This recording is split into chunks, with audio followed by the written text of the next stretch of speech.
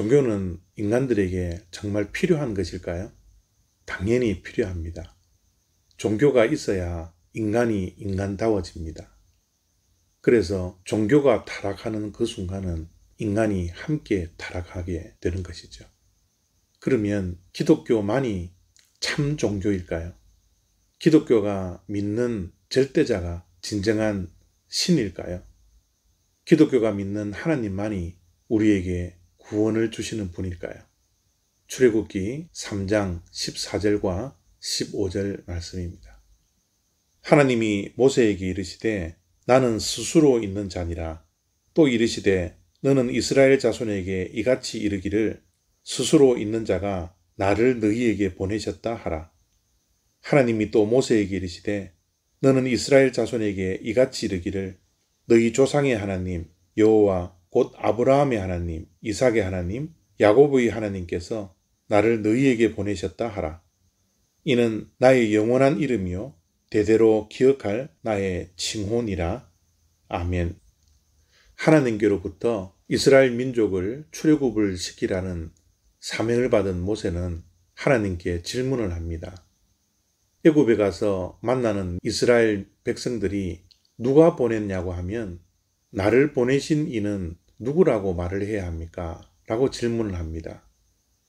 그때 하나님께서 모세에게 대답해 주신 말씀이 오늘 본문 말씀입니다. 하나님께서는 나는 스스로 있는 자다 라고 말씀하셨습니다. 기독교는 계시의 종교라고 합니다.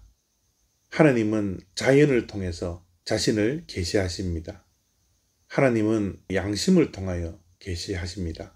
하나님은 말씀을 통하여 우리에게 계시하십니다. 또한 하나님은 2000년 전에 예수 그리스도를 이 땅에 보내주심으로 예수를 통하여 하나님을 계시하신 것입니다. 이렇듯 기독교는 하나님께서 계시한 만큼 하나님에 대해서 알 수가 있는 것이죠.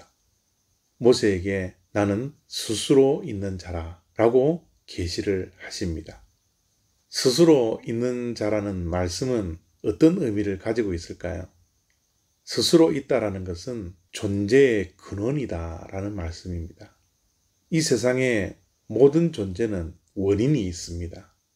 원인이 있어야지 존재할 수 있습니다. 그러나 하나님은 스스로 계신 분이기 때문에 존재의 원인이 있지 않다라는 겁니다. 모든 이 세상의 만물의 원인이 되시는 분, 그분이 바로 하나님이라는 것이죠. 하나님은 스스로 계시는 분입니다. 앞으로도 영원히 스스로 계실 수 있는 분, 그분이 기독교가 이야기하는 하나님이라는 겁니다. 이분만이 참 신입니다. 스스로 존재하시는 유일한 한 분, 그분이 기독교에서 말하는 신이기 때문에 기독교만이 참 종교라는 것 우리가 기억해야 합니다. 스스로 계신 하나님께서 또한 모세에게 말씀을 합니다. 나는 조상의 하나님 여호와 곧 아브라함의 하나님, 이삭의 하나님, 야곱의 하나님이라고 말씀하십니다. 이 말씀은 무슨 의미를 가지고 있습니까? 하나님은 언약의 하나님이라는 겁니다. 아브라함과 이삭과 야곱 그 조상에게 언약을 한 언약의 하나님이라는 것을 말씀합니다.